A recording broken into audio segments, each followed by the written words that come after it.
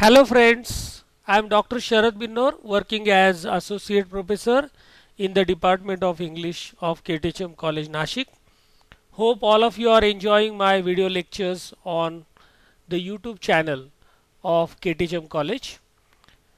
We have already started discussing various topics from the section Theory of Poetry of Discipline Specific Course 2A, that is Appreciating Poetry.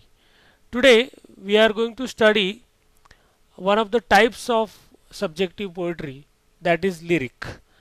So the objective of this session are to introduce the concept of lyric so that students can understand what is a lyric, and the second objective is to list various features or characteristics of the lyric. Let us recapitulate what we have studied or discussed in our previous sections. Since last two sessions, we have been discussing objective and subjective poetry. Poetry treats of two kinds of subject matter: that which is supplied by external objects such as deeds, events, and the things we see around us, and that which is supplied by the poet's own thoughts and feelings. The former gives rise to objective poetry, the latter to subjective. In the one case, the poet functions as a detached observer, describing what he has seen or heard. In the other, he brings to bear his own reflections upon what he has seen or heard. A subjective poetry is one in which the poet incorporates personal experiences, feelings, emotions, thoughts, ideas, and so on. In this type of poetry, the poet deals with his own personal experiences, feelings, thoughts, ideas, emotions. So, to put it simply, subjective poetry is personal while objective poetry is impersonal. There are various types of subjective poetry: lyric, sonnet, ode, and elegy.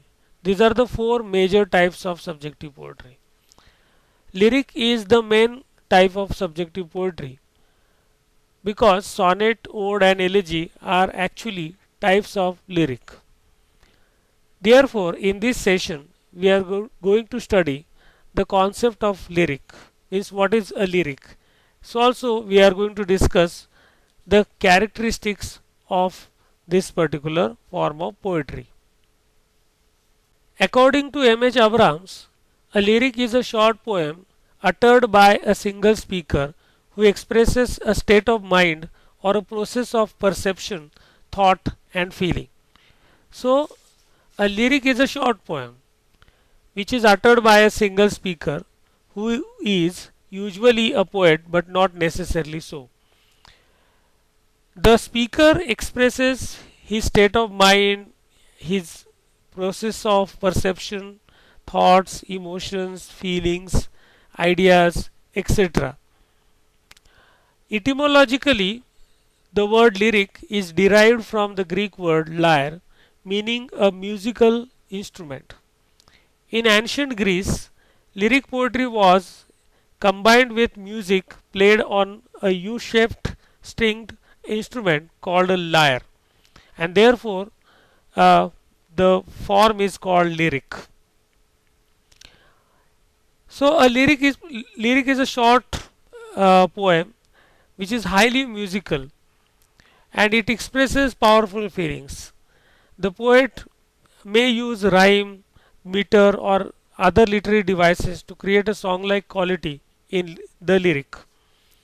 The term owes its importance in literary theory to the division developed by Aristotle between three broad categories of poetry: lyrical, dramatic, and epic.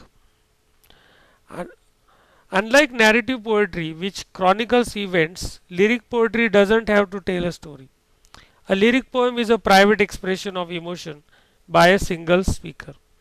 Hence, through words and music, great lyric poets poured out their feelings, emotions, and thoughts and popularized this form in ancient Greece. Between the 4th century BC and the 1st century AD, Hebrew poets composed intimate and lyrical psalms which were sung in ancient Jewish worship services and compiled in the Hebrew Bible. During the 8th century, Japanese poets expressed their ideas and emotions through haiku and other forms. Haiku is also the form of lyric. The rise of lyric poetry in the Western world represented a shift from epic narratives about heroes and gods. The personal tone of lyric poetry gave it a brief appeal. Poets in Europe drew inspiration from ancient Greece but also borrowed ideas from the Middle East, Egypt, and Asia. Lyrical poetry becomes the most popular form of poetry among the modern writers as the epic poetry did not appeal to them since it represented heroes and their heroics while drama was no longer written in verse form. So lyrical poetry became very popular among the modern writers. Let us discuss the features of lyric poetry. A lyric is a short poem as compared to other forms of poetry. It expresses single emotion or mood, hence it is short. For example, Emily Dickinson's I felt a funeral in my brain, which describes a person who is going insane. In the original Greek, lyric signified a song rendered to the accompaniment of a lyre, a harp like music instrument. In some current usages, lyric still retains the sense of a poem written to be set to music. Originally, it was sung by a single voice to the accompaniment of a lyre. Sonnet, ode, elegy are also types of lyric. Lyrical poems are often popular for their musical quality and rhythm. Hence, they are pleasing to the ear and are easily put to music. In ancient time, however, unpolished the language of the song, it was made musical by the voice of the singer. The subject matter was also of little importance so long as the singer's voice could give it the right emotional effect. A lyric has a single speaker who expresses personal emotions or thoughts. It is the expression of a single emotion or feeling. The poet is seen expressing his love, affection towards a person or object or nature. Many lyric speakers are represented as musing in solitude. In dramatic lyric, however, the lyric speaker is shown as addressing another person in a particular situation. A lyrical poet addresses his audience directly by portraying their state of mind or emotions. That is why a lyrical poem expresses personal emotions of the poet. The themes of lyrical poems are also emotional and lofty, enabling the readers to look into the life of things deeply. That is why such poems have universal appeal because readers can relate their feelings with the poem. Some examples of lyric. You have already studied some lyric poems such as Robert Burns' A Red Red Rose and William Wordsworth's Daffodil. A Red Red Rose is a poem composed by Scotland's national poet Robert Burns. The poem deals with the phenomenon of love. It comprises the narrator's attempt to express the depth of his love.